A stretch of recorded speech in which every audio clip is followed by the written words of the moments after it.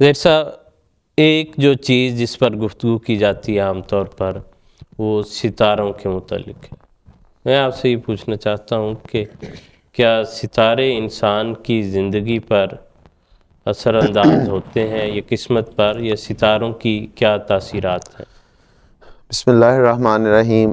جیسا کہ آپ نے قرآن کریم کی بڑی بنیادی آیت پڑھ کے اس طرف توجہ دلائی کہ مومن جو ہیں جب زمین و آسمان اور اس کی تخلیق پر غور کرتے ہیں تو برملا پکار اٹھتے ہیں کہ اے اللہ تو نے ان کو بلا مقصد پیدا نہیں کیا، ضرور ان میں کوئی نہ کوئی مقصد ہے ہر تیری پیدائش میں۔ قرآن کریم نے ستاروں کے متعلق مختلف تعلیمات عطا فرمائیں۔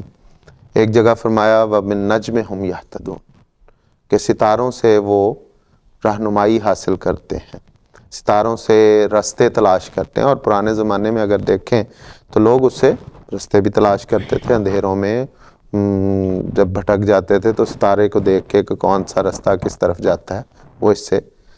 اور اسی طرح یہ تو ایک ظاہری دنیا، اور اس کی ایک روحانی بھی تفسیر ہے کہ روحانی دنیا کے جو ستارے ہیں اللہ تعالیٰ کے برگزیدہ ہیں، ان کے ذریعے وہ روحانی دنیا میں بھی رہنمائی حاصل کرتے ہیں، وہ ایک الگ مضمون ہے۔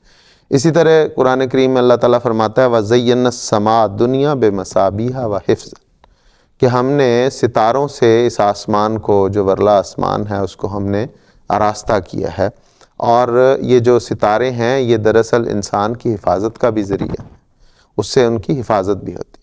اور اگر ہم پرانے زمانے میں جائیں تو اس میں یہ آج کا علم النجوم جو ہے وہ آج کی دنیا کا علم نہیں ہے بلکہ یہ پرانے زمانے میں بھی ہے، اور احادیث میں بھی اس کا ذکر ملتا ہے۔ چنانچہ حضرت محمد مصطفیٰ صلی اللہ علیہ وسلم ہمارے آقا و مولا کی جب بعثت ہوئی ہے تو اس وقت بھی بڑے بڑے جو علماء جو ستاروں کا علم رکھنے والے تھے، اس میں جو اس دور میں دو بڑی حکومتیں تھیں، قیصر اور کسریٰ۔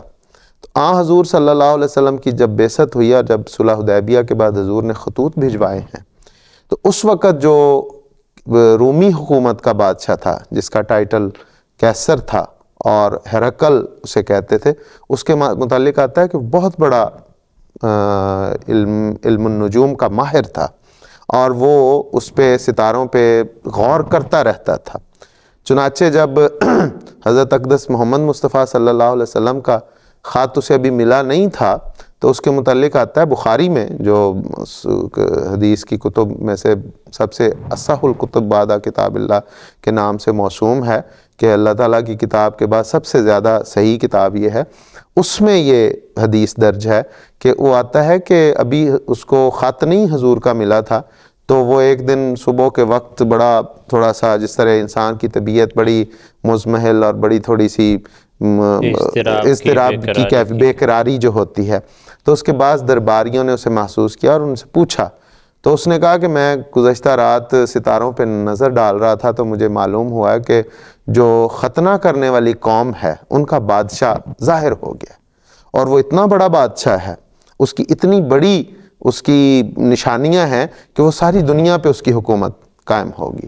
چنانچہ جب حضور صلی اللہ علیہ وسلم کا خط اسے ملا تو اس وقت پھر اس نے اس کا اظہار کیا اس صحابی کے سامنے کہ مجھے پتہ تھا کہ یہ نبی ظاہر ہونے والا ہے، لیکن مجھے یہ علم نہیں تھا کہ وہ آپ لوگوں میں ظاہر ہوگا۔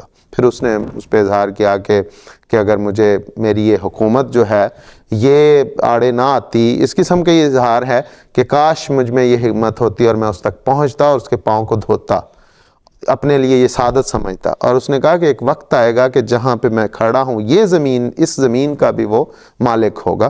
تو یہ گویا یہ علم بہت پرانا ہے۔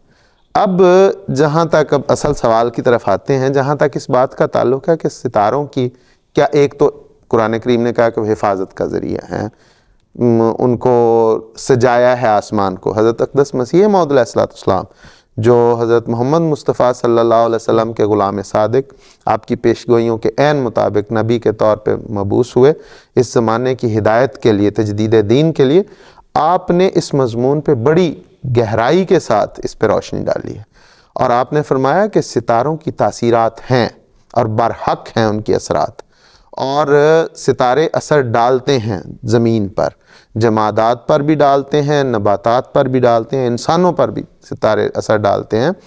اور ستارے آسمان پہ ستاروں کا ہونا جھرمٹ کے جھرمٹ جو ہیں وہ اس لیے نہیں ہے کہ کوئی خوبصورتی کے لیے صرف بنا دیے اور کھلونے کے طور پہ نہیں ہے، بلکہ جس طرح آپ نے آیت پڑھی کہ یہ بلا مقصد نہیں ہے، ان میں ایک مقصد ہے۔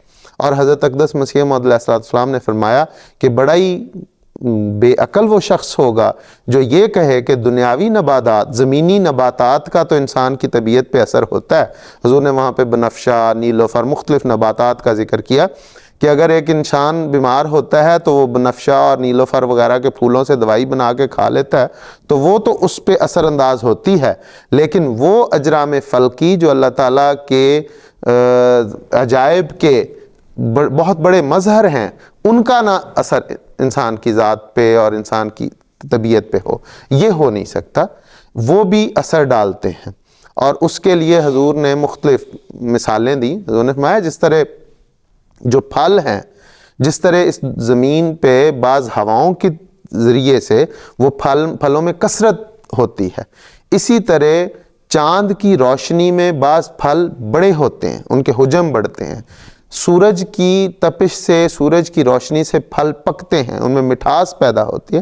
تو یہ ستاروں کی ہی تاثیرات ہیں جو انسان کی طبیعت پر، نباتات پر پڑتی ہیں۔ اسی طرح انسان کی ذات پر، اس کے مزاج پر ان اثرات کی طبیعت، ان اثرات کا اثر ہوتا ہے، ان ستاروں کا اثر ہوتا ہے، ان ستاروں کے اثرات انسان کی طبیعت پر مترتب ہوتے ہیں۔ تو یہ اثرات برحق ہیں، لیکن اس کا دوسرا پہلو کہ ان ستاروں سے کسی کی قسمت بدلتی ہے، اس ستاروں سے کسی کی قسمت پہ فرق آتا ہے، تو یہ قرآن کریم، اسلام اس کو نہیں مانتا۔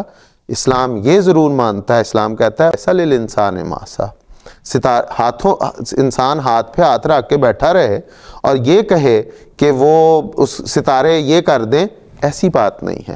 بلکہ قرآن کریم نے، اگر ہم تھوڑا سا اور اس میں گہرائی میں جاتے ہیں، تو فرشتے جو ہیں، اسلام نے تو اس بات کو بھی نہیں مانا کہ اگر انسان یہ کہے کہ میں ہاتھ پہ ہاتھ رکھ کے بیٹھا رہوں، اور جس طرح موسیٰ کی قوم نے کہا تھا کہ فَذْهَبْ أَنْتَ وَرَبُّكَ فَقَاتِلَا إِنَّا هَاهُنَا قَاعِدُونَ، کہ اے موسیٰ تو اور تیرا رب جا کے لڑو، ہم تو یہاں بیٹھے ہیں۔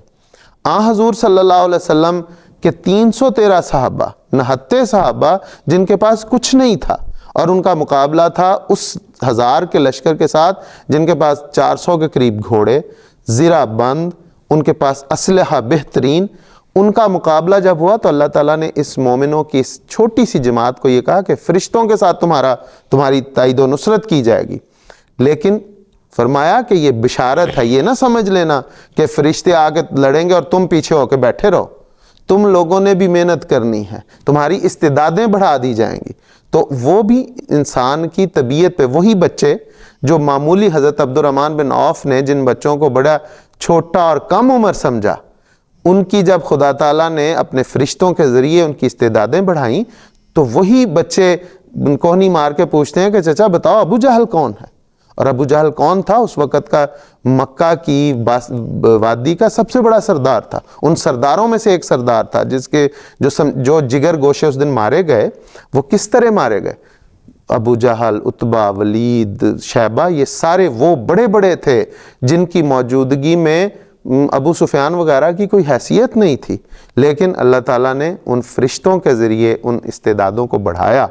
تو یہ انسان کی ذات پہ کام انہوں نے خود، محنت انہوں نے خود کی، ستاروں کے اثر سے جنگ نہیں جیتی۔ یہ جو ہے کہ انسان نے خود محنت کرنی ہے، اس کے نتیجے میں اللہ تعالیٰ اپنے فضل سے اس محنت کو بڑھاتا ہے اور انسان کے لیے اس کے اچھے نتائج پیدا کرتا ہے، لیکن اس پر انسان تکیہ کر کے بیٹھ نہیں سکتا کہ یہ ستاروں کی ایسی چال تھی، ستارے گردش میں تھے، ایسا جو ہے وہ کچھ نہیں نظر آتا۔ جو آپ نے جو ٹی وی چینلز کا ذکر ہے اس میں تو یہی ہے کہ وہ بتا دیتے ہیں کہ ستارے یہ کریں گے اور وہ کریں گے، آپ کچھ کرنے کی ضرورت نہیں ہے۔ ابھی جو ہے آپ کے لیے ماحول اچھا نہیں ہے، ابھی جو ہے وہ ستارے اچھے نہیں ہیں، اگلے کچھ عرصے میں جو ہے وہ بہتر ہو جائیں گے۔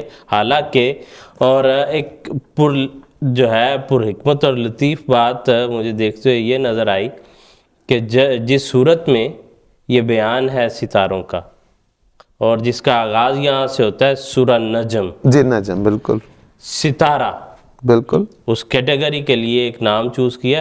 اس میں جو تعلیم ہے اندر وہ بہت ہی عظیم الشان ہے. جو آیت ابھی آپ نے جس کا ایک حصہ پڑھا کہ لیس للانسان الا ما سعی، انسان کے لیے اس کے سوا کچھ نہیں جو وہ محنت کرتا ہے. بالکل.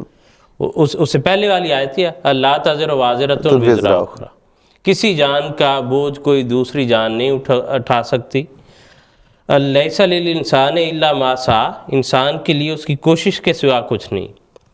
ان سعیہ سوف یرا، اور اس کی کوشش ضرور زیر نظر رکھی جائے گی، دیکھی جائے گی. سورت کا نام ہے نجم. نجم، ستاروں والی صورت میں ایسا کھول کے اس تعلیم کو بیان کیا ہے. اور جتنی باتیں لوگ ستاروں سے پوچھتے ہیں ان سب کا بیان اس میں ہے. بالکل. اس میں آگے جا کے جو ہے کہ اس کی کوشش کو ضرور دیکھا جائے گا اور پھر اسے اس کی بھرپور جزا دی جائے گی اس کوشش کی. اور وَأَنَّ إِلَىٰ رَبِّكَ الْمُنْتَهَىٰ، اور یہ کہ تیرے رب کی طرف ہی بالآخر پہنچنا ہے. نتیجہ وہی نکلتا ہے. وہ انسان کی تان جو ہے وہاں جا کے ٹوٹنی چاہیے، کسی ستارے پر نہیں. اور پھر فرمایا، اور پھر ستاروں والے یہ کہتے ہیں کہ جی آپ کو خوشی ملے گی، آپ کو غم ہی پہنچے گی. اس کی ساری ضمیریں جو ہیں اللہ تعالیٰ کی طرف پھیری ہیں. اَنَّهُ هُوَ أَضْحَكَكَ وَأَبْكَىٰ، کہ اسی نے تجھے ہنسایا اور رلایا. وہی ہے جو ہنساتا ہے اور رلاتا ہے. وَأَنَّهُ هُوَ أَمَاتَ وَأَحْيَا، یعنی خوشی اور غمی اسی کی طرف سے آتی ہے، ستاروں کی طرف سے نہیں. ستاروں سے نہیں. یہ سورہ نجم میں بیان ہے جس کا نام جو ہے وہ ستارے کے نام پر ہے. أَنَّهُ خَلَقَ الزَّوْجَيْنِ الذَّكَرَ وَالْأُنثَىٰ، کہ اس نے جوڑا پیدا کیا نر اور مادہ. پھر یہ کہ ستاروں کے اثر کے نیچے جو ہے وہ بچیاں پیدا ہوں گی، بچیاں پیدا ہوں گی یا بیٹے پیدا ہوں گے. پھر آگے پھر ایک جو فکر انسان کو ہوتی ہے اور جس کے لیے لوگ عام طور پر جو ہے وہ فون کرتے ہیں، پوچھتے ہیں، وہ یہ ہوتا ہے کہ میرے مالی حالات کیسے رہیں گے. فرمایا کہ انہو ہوا اغنا و اقنا، اور یہ کہ وہی ہے جو غنی بناتا ہے اور خزائن بخشتا ہے. اور آگے جا کے جو اس کے ان ساری چیزوں کے ان ساری ضرورتوں کے بیان کرنے کے بعد فرمایا انہو ہوا رب الشعرا، اور یہ کہ وہی ہے جو شعرا ستارہ جو ہے، جی بالکل، اس کا رب جو ہے وہ ذات ہے جس کو توحید کے لیے اسلام نے پیش کیا ہے. اگر ستاروں کے تعلق میں بات کرنی ہے تو یہ ساری چیزیں اللہ تعالیٰ سے حاصل ہوتی ہیں. اور اگر کسی کی ستارے پر نظر ہے تو وہ بھی جان لے کہ ان ستاروں کا بھی ایک رب ہے، اور ساری چیزیں جو ہیں اس کے ہاتھ میں ہیں. اس کے ہاتھ میں وہ ساری جو ہے اس کی وہ ڈوری لپٹی ہوئی ہے. اسی لیے فرمایا کہ لا تسجدوا للشمس ولا للقمر، جی بالکل، واسجدوا للہ الذی خلقہن. ہاں، بات ہی ختم کر دی کہ سورج اور چاند کو سجدہ نہ کرو، اس ذات کو سجدہ کرو جس نے ان کو پیدا کیا ہے. اسی لیے تو اسلام نے اس ذات کی طرف بار بار لے کے گیا ہے کہ جو ساروں کی مالک ہے، جو رب ہے ان کی طرف آؤ. اور کس بدقسمتی ہماری یہ ہے کہ پھر تھوڑا سا اس طرف آتے ہوئے کہ جو چینلز کی ذکر کر رہے ہیں آپ، بدقسمتی یہ ہے کہ وہ مسلمان ہے، وہ عیسائی ہے، وہ ہندو ہے، کوئی ہے، ہر بندہ اس کی طرف جو وہ بتا رہا ہے، وہ علم الاعداد بتا رہا ہے، وہ ستاروں کا بتا رہا ہے، جو بھی بتا رہا ہے وہ سمجھ رہے ہیں کہ وہی اس ذات کی طرف کوئی نہیں آ رہا، خدا کی طرف کوئی نہیں آ رہا، توحید سے ہٹ کے ایک شرک کی طرف. اور وہاں سے اور جو کوئی وہ ان کو اسلامی تعلیم کے حوالے سے بتاتے ہیں وہ بھی عجیب ٹونے ٹوٹکے ہیں. جی، ان کو کہیں گے کہ کالے بکرا جو ہے اس کا صدقہ دے دو، اتنی جو ہے وہ دال دے دو، فلانا کر دو. یہ بھی سارے جو ہیں انسان کے لیے جو اللہ تعالیٰ نے طریق متعین کیے ہیں کہ اللہ تعالیٰ کی عبادت کرے، اس سے جو غلطیاں ہو جائیں انسان سے اس پر بخشش طلب کرے اور اللہ تعالیٰ سے ہر وقت خیر طلب کرتا رہے. وہ ذات انسان کو ہر مصیبت سے نکال سکتی ہے اور نکالتی ہے، اور ہر بھلائی پہنچا سکتی ہے اور پہنچاتی ہے.